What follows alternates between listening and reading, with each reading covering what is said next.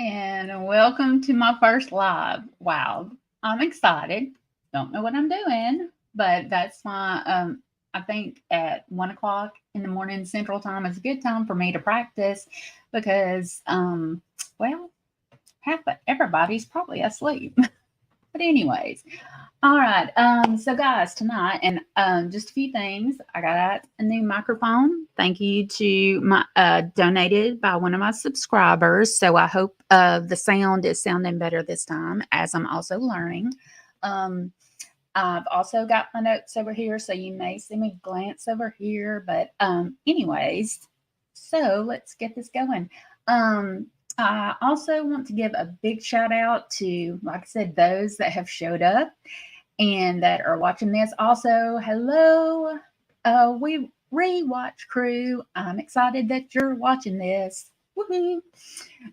So let's go ahead and get started about the mysterious case of Carlee Russell.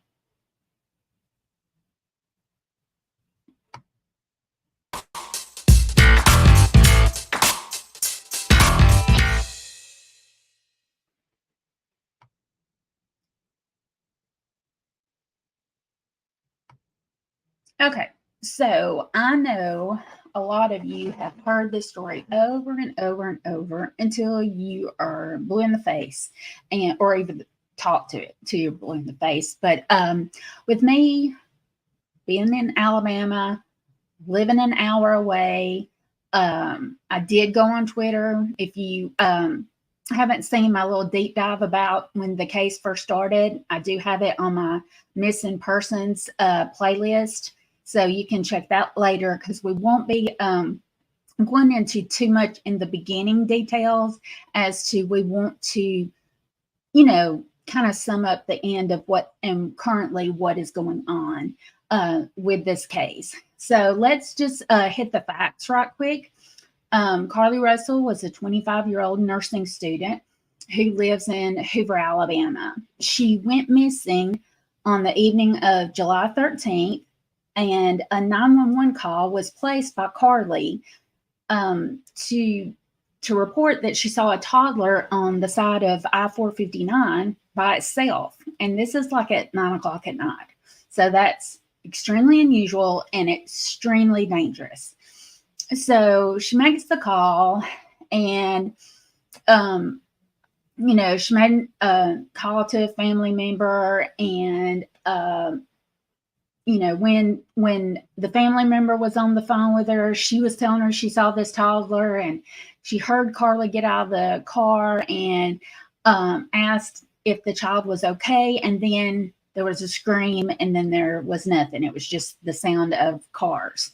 And I know most of you have seen the traffic cam video, and that was put out by ALEA. No. Let me take that back. It was taken out by or put out by Alabama Department of Transportation. And that was a traffic cam that actually showed Carlee's car going down the side of the I-459 with her flashers on. So when, of course, the police arrived because they were going to, they're checking on the incident about this toddler that Carlee had reported.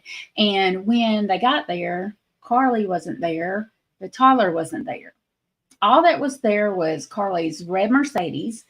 They found her wig, her cap outside of the car. And I've got to learn to quit saying so y'all just bear with me on that. She had her purse was left, and here we go. I'm going to turn it into a little jingle one day.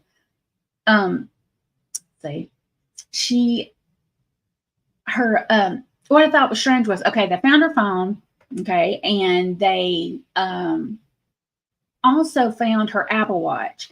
But what was strange was that the Apple Watch was placed inside the purse, which I thought was very strange. And we'll go back to that when it comes to opinions.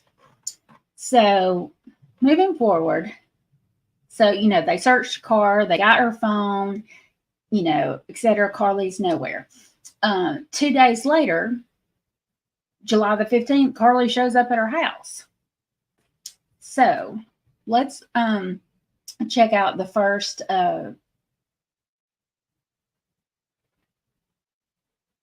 press conference that I want you to check out. Mayor, thank everyone for being here today. Besides me stands the team who played a significant role in this investigation. I want to thank our department, members of surrounding local law enforcement agencies, the FBI, Secret Service, United States Marshals, and ALEA for their assistance in this case.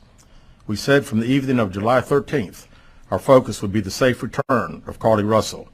That occurred on Saturday, July 15th, approximately 49 hours after she called 911 and disappeared. From that point, our focus has been to determine Carlee's whereabouts during that time and what exactly took place. Let me say up front, this investigation is not over.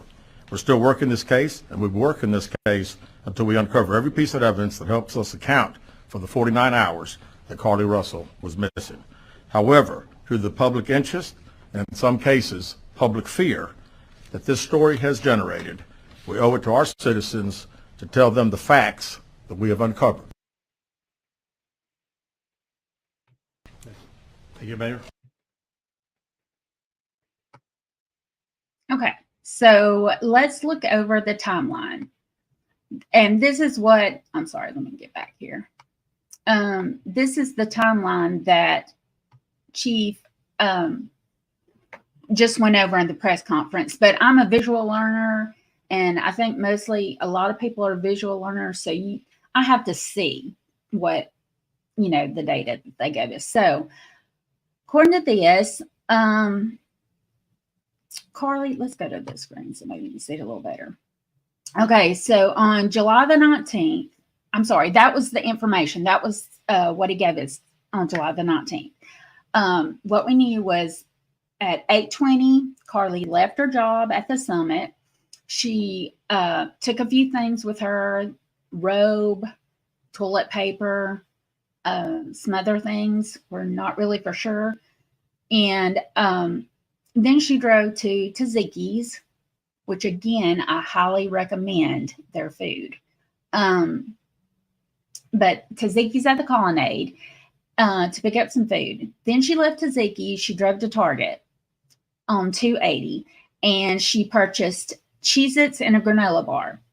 Then she sat in the parking lot, and that was at 8:20. So then, all right, at 9:21, Carlee left Target and drove to I-459 while also speaking to individuals on the phone. We've heard who it was. I mean, I don't know if it's her mother, relatives, whatever. I just know she was talking to someone on the phone. She calls at 9:34. She calls 911 to report seeing a toddler on the side of the interstate and alone. After hanging up with the operator, she then calls a relative. And if you guys can't see, y'all let me know in the comments if you can't see the timeline good. Okay, so at 9:36 p.m., Carlee is heard screaming on the phone by the relative. Then only interstate noise is heard, like we talked about before. Carlee Russell goes missing from I-459 near mile marker 11.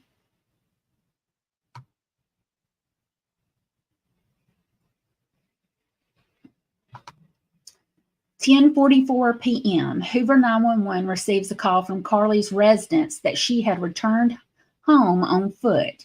Carlee was conscious and speaking. Paramedics arrived and took her to UAB hospital.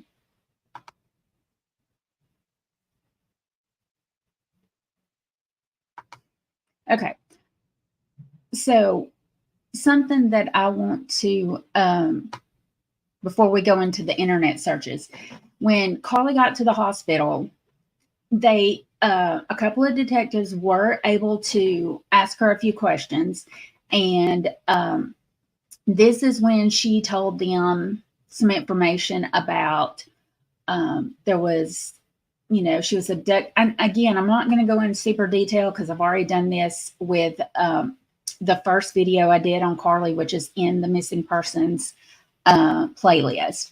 But anyways, so she gives them a description of this man with orange hair and a bald spot, and who had, tricked her and captured her, and she had been put in a tractor trailer, and then she could hear a woman's voice but never saw her, and she heard a baby crying. And then she was somehow able to escape, only to be captured again, then taken to a house. And the next day, she was fed cheese crackers, and I think the female played with her hair, and they put her in the car again. She was then able to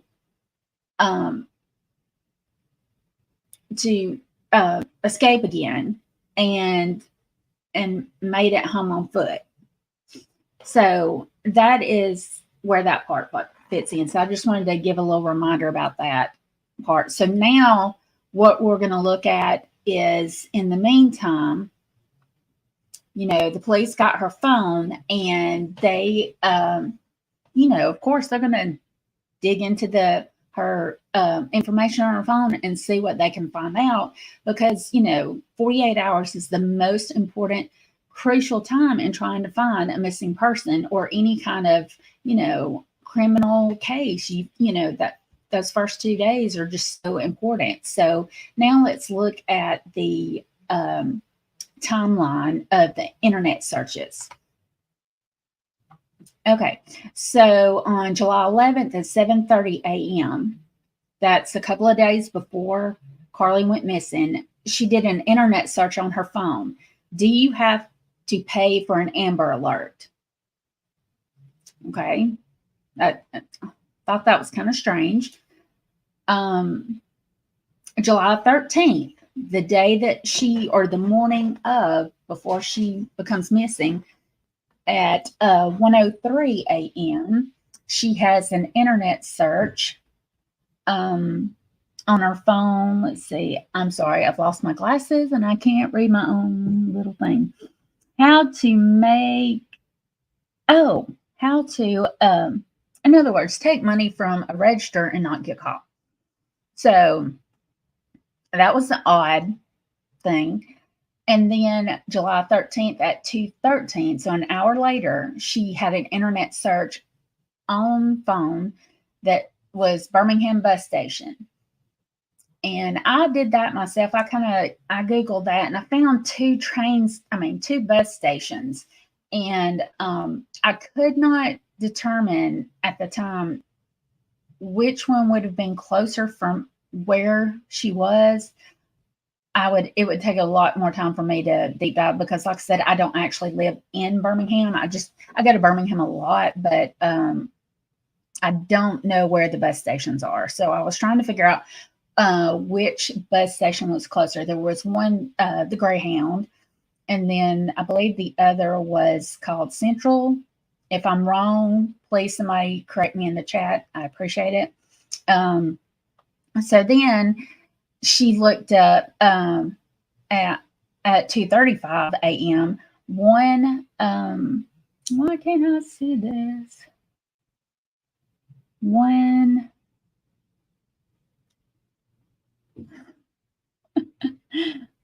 A one-way ticket from Birmingham to Nashville with the departure date of July 13th. Okay, so one way. So my mind is just like, what is going on? And then on July 13th at 12:10 p.m., she had an internet search on phone for the movie Taken, the one with Liam Neeson where his daughter is abducted. And again, you need to check that movie. It's really good. Okay, I'm being serious now. Okay, So those were like some really, really weird searches for somebody that was abducted. I, I was confused, and I, I I don't know.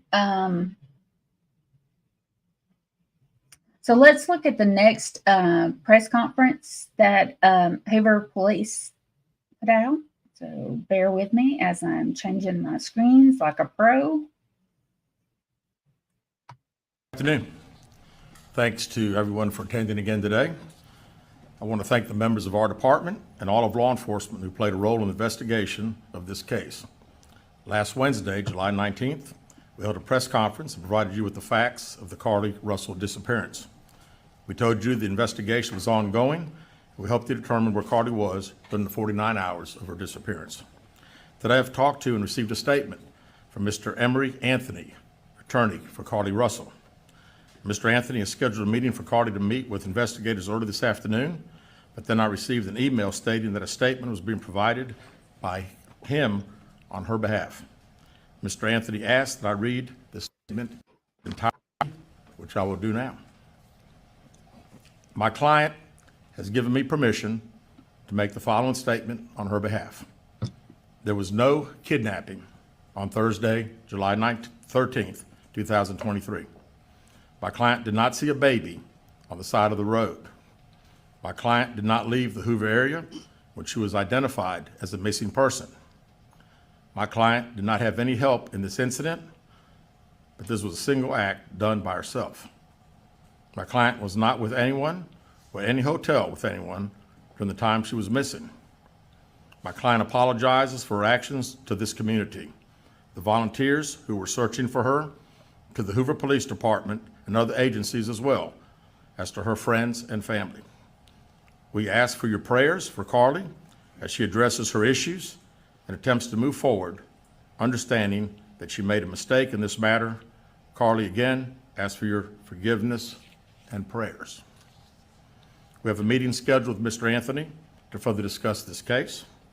We're currently in discussions with the Jefferson County District Attorney's Office in Bessemer about possible criminal charges related to this case, and we will announce those charges when and if they are filed.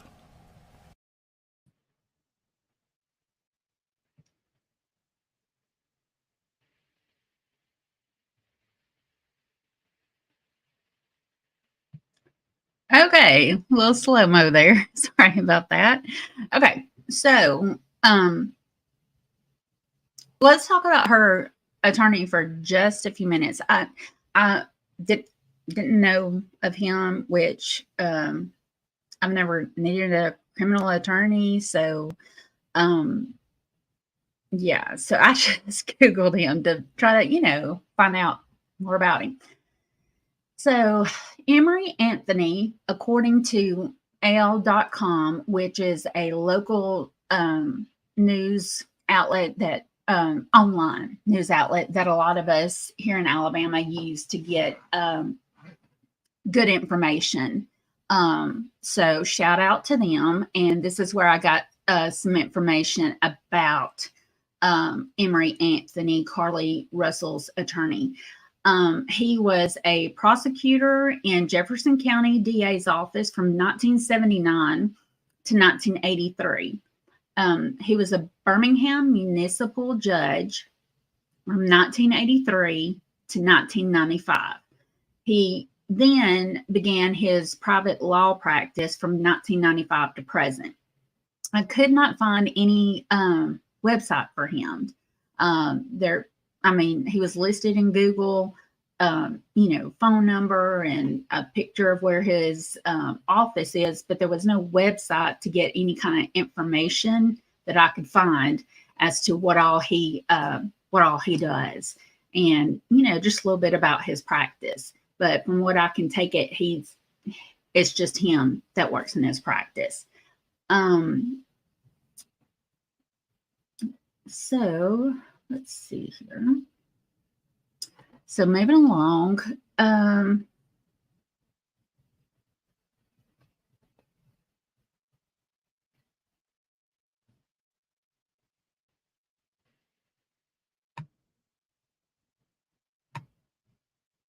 Good afternoon, everybody. Welcome to the Frank and Pam Bearfield Training Center. I'm Captain Keith Sescaliba with the Hoover Police Department, and we're here today to provide you with the latest update in the Carlee Russell investigation. Joining me at the podium today will be Police Chief Nick Durzis, followed by Alabama Attorney General Steve Marshall.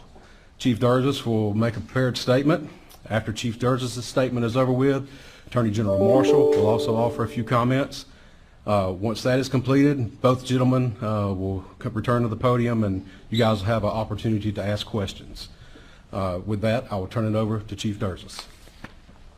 Thank you, Captain. Good afternoon. Earlier today, Hoover Police detectives obtained warrants for the arrest of Carlee Russell through the Hoover Municipal Court for her actions related to faking her kidnapping and subsequently making false statements to detectives as they investigated this case. Her decisions that night created panic and alarm for the citizens of our city and even across the nation as the concern grew that a kidnapper was on the loose using a small child as bait.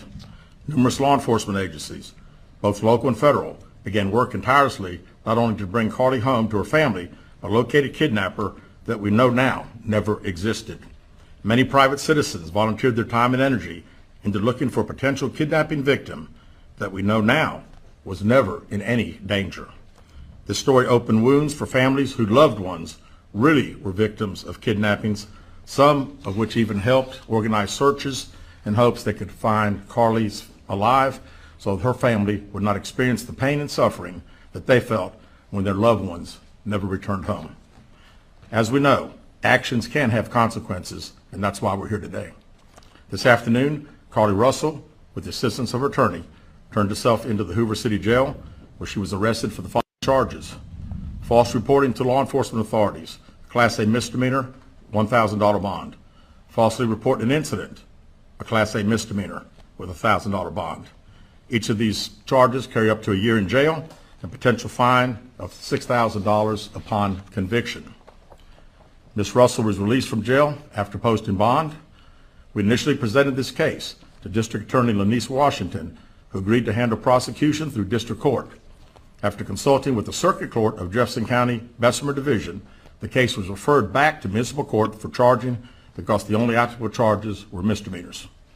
Judging from the amount of phone calls and emails that we've received from people all over the country, I know many are shocked and appalled that Ms. Russell is only being charged with 2 misdemeanors, despite all the panic and disruption her actions caused. Let me assure you, I too share the same frustration, but existing laws only allow the charges that were filed to be filed. I can tell you that I will be contacting our state legislatures on behalf of law enforcement in Montgomery and asking them to look at this law applied to these facts and urge them to add an enhancement to current legislation when somebody falsely reports kidnapping or another violent crime. Because of the attention this case has garnered, we've requested Attorney General Steve Marshall's office adopt this case, and they've agreed to do so. The Hoover Police Department wants to thank everyone that assisted us from the beginning and continues to assist us in this case as we work its way through the criminal justice system.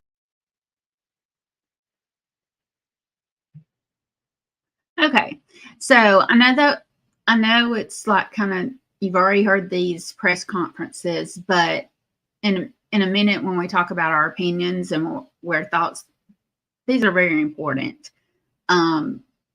So that's why I want, if you haven't seen it, I want you to see what part I thought was important, which of course is when the chief is telling what happened or what is going on currently with the case. And then for those of you that have seen it a million times, I just wanted to pick out the portion and just kind of refresh your memory, because that's part of why I did this channel. Is when I'm going to be going through cases and trials, I want to remind you of the facts, not what Bobby Joe's sister's hairdresser, whose cousin works down at Honda, told whoever on Facebook. Okay. So that is why, it's important for me to stick with the facts and to remind you of the facts of this case and any case that I cover moving forward. It may be boring, but I'm not here for entertainment. Yeah, I like to cut up some, but this is not for entertainment. These are real people's lives. These are real actions that show that people are going to be held accountable no matter what, as they should be. So, one thing he was talking about, like misdemeanors, again, never been arrested.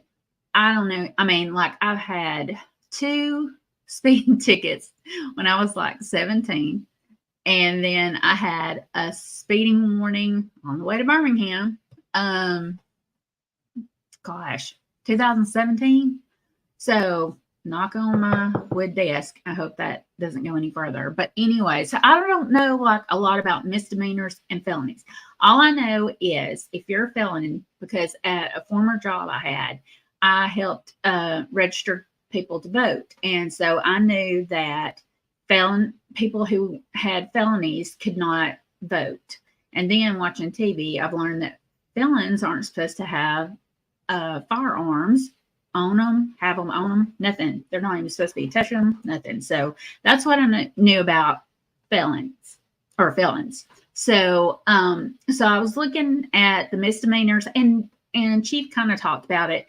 But according to the Alabama State Law of Institute, a misdemeanor is an offense other than a violation for which a sentence to a term of imprisonment not in excess of 1 year may be imposed. And again, this is another reason why I'm doing these channels. These words, misdemeanor, felon, and then when we get into some law terms that we don't know as lay people, but that are used frequently, I want to educate people about that, like I'm educating myself. So in other words, if whatever offense that you're in trouble for, if it's less than a year, then it's a misdemeanor. And of course there can be fines attached to that. And we'll go deeper on that. Not on this story, but maybe further on when I'm trying to learn a little bit more. And then of course the felony would be over a year. So that was some good information. And the links that I'm getting this information from, like al.com, the press conferences, I got them directly from Hoover Police Department's website. So I'll put all those links in the description of this live stream. Okay, so like he said, those following warrants, which were issued to, and here's the official, Carlee, which is Carlee, Nicole Russell, 25 years old, Hoover, Alabama. Okay, she had a warrant for false reporting to law enforcement, $1,000 bond. False reporting an incident, $1,000 bond. So she had a $2,000 total bond. She did turn herself into Hoover City Jail, and she was released on bond. And like we heard in the press conference, those two are both Class A misdemeanors under Alabama law. And I'm not really going to get into any more of that. I was going to, but I don't think this will be a good night to get into it, because I feel like, it's time to move along a little bit with this case. But, so anyways,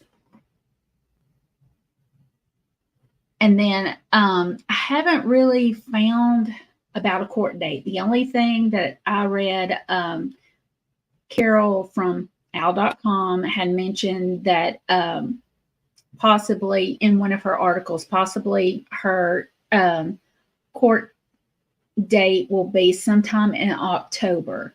If I find out, I will be glad to, I'll do a short or, get the word out. And I'm sure there'll be a lot of people that'll get it out faster than I do. But again, another reason why I'm doing this channel is because I want to make sure that people get the right information and not wrong information. And if I don't know, I'll tell you I don't know. And if I do know, I'll tell you I know and how I got the information. So here comes I think it's going to be a fun part. And let's move along to opinions. All right. As soon as I can get this fixed correctly. Okay. And since we have 0 viewers right now, because it is 1:41 a.m., I am okay with that. But I'm still going to put up a banner, and just to kind of talk about, and here's the thing with opinions. Opinions to me go hand in hand with theory. Not theories, but I guess what you thought. I don't know.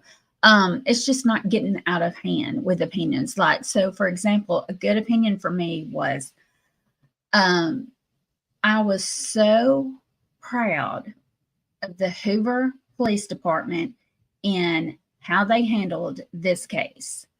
They not only kept the public informed,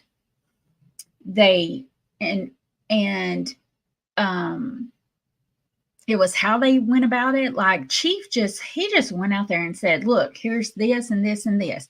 There wasn't no fumbling around with his talking. Not that there's anything wrong with that, because some people just cannot do public speaking. I mean, it's nerve-wracking, but he just had this confidence about him, and I loved it. And because there's so many stereotypes about people from Alabama, like missing teeth, and we think about as slow as we talk, and all, we're all racist and blah blah. And so it was just really good to see a professional police chief that was being watched not just nationally, but globally, because I know there were people in other countries paying attention to this case. And so I was really proud for him doing that. And all those, the other, law enforcement agencies that helped, I mean, they were out there in that heat, searching on the side of the road, that it's miserable. In the 90s here in Alabama, oh my gosh, and the humidity is horrific. It's very hard to breathe. And so for them to get out there, I mean, I just have to give them props on what a great job they did. And I have to give, a shout out. I thought the community came together, and we all, and it just kind of spread, and we just all came together. And that's what I hate that it takes these kind of situations to bring people together. It takes a horrific situation to bring people together, but it also lets me know, if I need something or if I need help, there is going to be somebody out there that's going to help me. And so that just, I got chills just thinking about it, because I just love when people come together like that. They put whatever their political crap aside, their, ageism, racism, whatever. It's all put aside, and there's a one goal, and that's to try to, in this case, find somebody. And it just really, really warms my heart. And I really wished that we could, as a whole United States, as a whole world, that we could find more ways to do this, but not just be a horrific tragedy, So, but we'll talk about that another day. So, one thing that I have been trying to figure out, where do you think Carlee was for the 49 hours she was missing? And I haven't had too much to think about this. I haven't had a lot of time. And the reason I say that is because I think I was so shocked. I was so shocked because I honestly thought she was abducted. I mean, I don't know, just watching TV and Birmingham, a lot of girls have been abducted, and the outcome has not been good. And I'm not just saying it's Birmingham. You guys know it's everywhere. And people will say, "Oh, well, it didn't ever used to happen in our town. We never locked our doors." That's no. You got to lock your doors everywhere because you don't know what kind of evil is out there. You really don't. But trying to think about the 49 hours that she was missing. Like, she looked up about the bus ticket and she had a robe and toilet paper. So one thing I did think is maybe she did take a trip to Nashville. She did get one thing that I left off, but it was on my other video, was that the police did find it's either $102 or $107 on her in her right sock. So I don't know if that was part of a ticket money that she was going to use, or if she decided not to go that way. But like, here's the thing I thought about was if she went to Nashville, I could understand the black robe to be comfortable. Toilet paper, if you've ever been on a charter bus, I did in high school because I was in the band. And when we travel out of state, they were gross. So maybe she knew ahead of time, hey, I need to take some TP with me for that bus ride. I don't know. I mean, do I think she was hanging out in those woods? No. No. She wasn't equipped to hang out in the woods. You'd have to have bug spray. Because I go out into my garden and I barely just water my flowers, and I'm like eat up with mosquitoes or bugs or whatever. So I don't think that's the case at all. So I did think about her going to Nashville. I did hear a rumor, and I really don't want to say it, so I'll keep it at that, but she might have went another direction. So I'll just leave it at that. And that's possible. She could have gone somewhere else. But I'm only using Nashville because we know that was what was on her phone. My only questions are like, if she did go to Nashville, did she, was there somebody waiting there for her? Did she do this alone? Was she by herself alone? I can't see 2 days of eating a granola bar and Cheez-Its. And I don't know what she had to drink. I don't know if she even had anything to drink with her. Again, this is if she I don't know. There's still so many questions, and it's driving me nuts.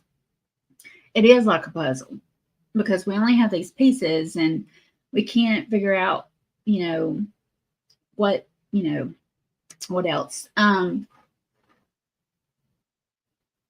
not going to talk about the mental health thing. It's a super sensitive subject, and we don't know her background, and part of that's really none of our business.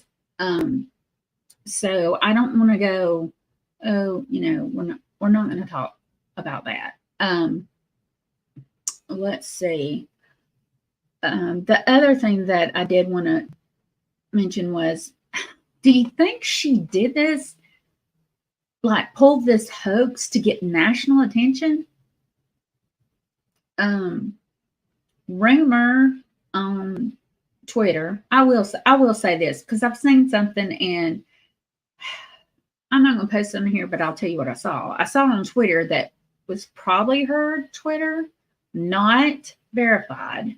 So I'll put it that way. And there was some things on there that made me think she was trying to get attention from a boyfriend, from a man.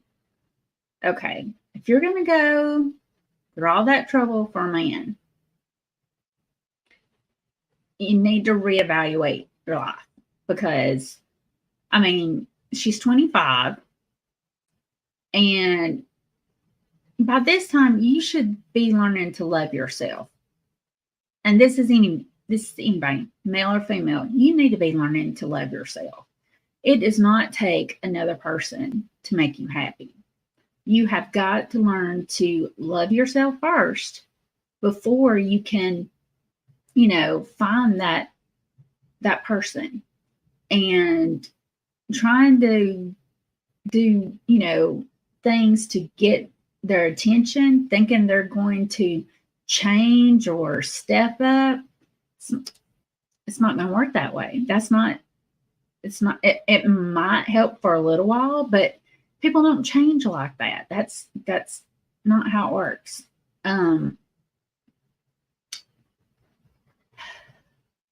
I know back in the day, a lot of girls, they would try to bring guys back and say that they were pregnant when they really weren't pregnant. And I know that's still a thing today, but y'all don't do that. If it's not working out with you and somebody, just, cut it and go. Just cut it and go. It's going to hurt like hell. And, but, just let it go. As far as, I could see maybe trying to get personal attention, but then I don't think she was going to get, I do not think that she thought she was going to get this much attention, like national attention. That's what I thought. I agree. I don't think I just thought maybe local, and then she would come back and that would fix problems. But when it boils down to it, running away does not fix problems. All you're doing is hurting yourself and your family. Communication is key. Therapy is awesome. And that's not even if you're in a situation. Sometimes when you just need to talk about your feelings, it's great to have a therapist, because it's nice to have that outsider that you're able to talk to about your feelings or how to deal with family life. So those are some things that I want to bring to the table about that. But all right, so we still have 0 viewers. Yay! No, I really excited because I was nervous, and this is my test. So, all right. So now we're gonna move on to my favorite.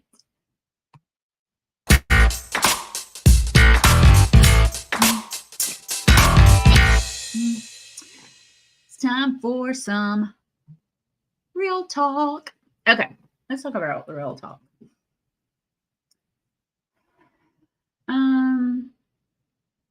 I'll go with this one first. Okay.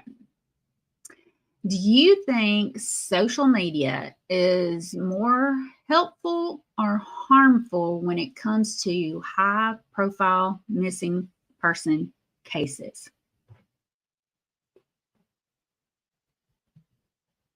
Oh, we have a comment. Psych. Just kidding. Okay, so it's just going to be me answering this question. Okay, and I'm having just water with sugar-free Skittles drink pack. So good. Only 5 calories. But anyways, I wish I was at Pineapple Willie's right now. Okay, back to real talk. Okay, so social media and high-profile missing persons cases. I think, I don't care what everybody says, I think it's fantastic if it's done correctly.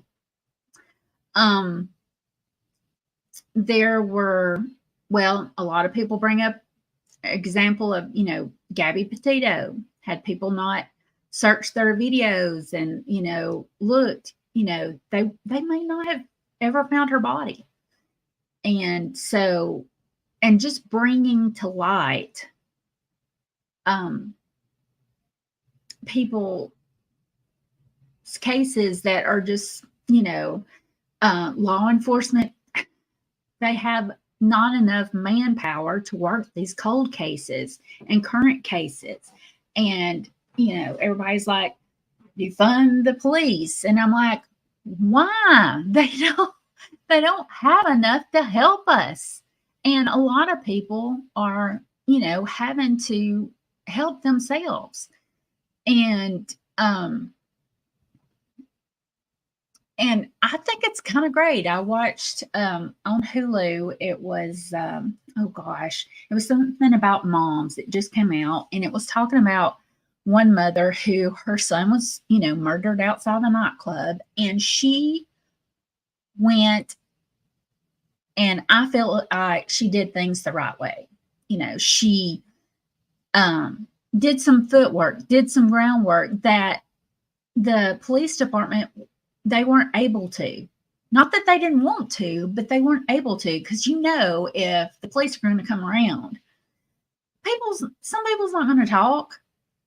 They're not going to talk to the police. That's just how it is.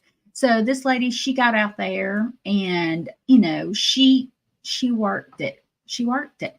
She interviewed people. She went on social media and looked to see who was friends with who, so that she could try to,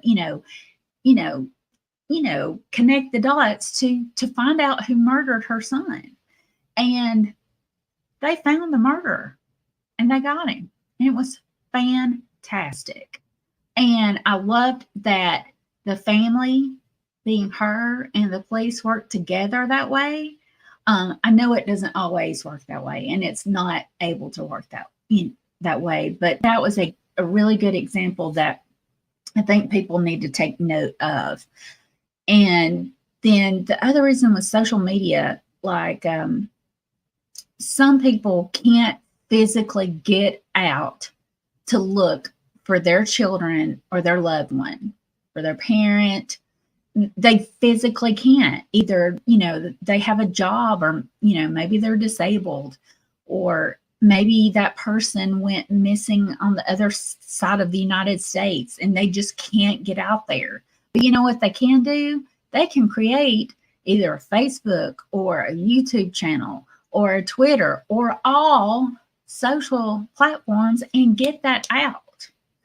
And the key to it, and something that I noticed when doing Carlee Russell and trying to get the word out, I was sharing and tweeting, and all I did was Twitter. But I would tweet at people that I thought could help me get the word out, whether it be, a newscaster, or a lot of people who do like I do, and, advocate for missing people, so it was like, share, please help me tweet. And, that's what you got to do. You can't just post one time and be like, okay, well, I did what I could do. That was it, And then, and there were people complaining, oh, Carlee won't get the attention like Gabby, Petito did.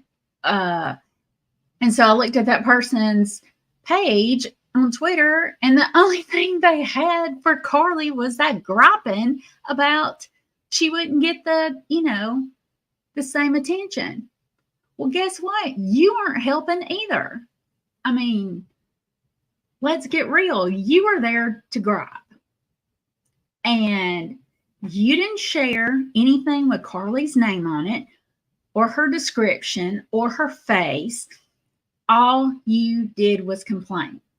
And that is not being helpful. You've got to be persistent in sharing what you're advocating for. And you have to do it without anger. Because if you do it with anger, you're not going to get attention. You're not going to get the attention. And that's my personal thinking of that. So, but yeah, I think, people can complain about social media, but I really, really think it has been helpful. And, as long as you do an internet, it's cheap. you can save gas. I mean, it just, it just depends.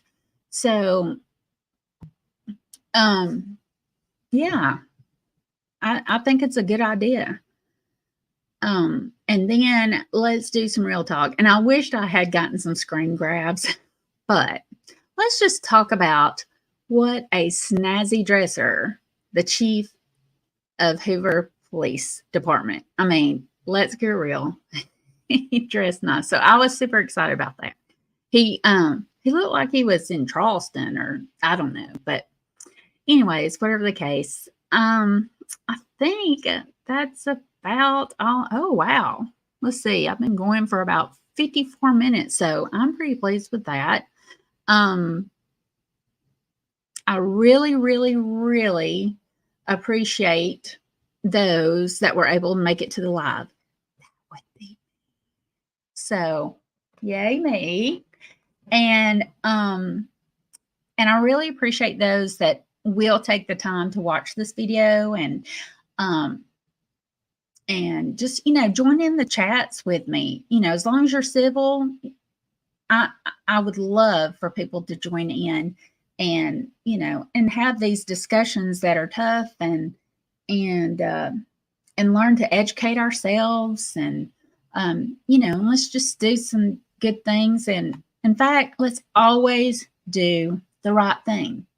In whatever situation you're in, just do the right thing. It's not that hard. And so it's time to wrap up.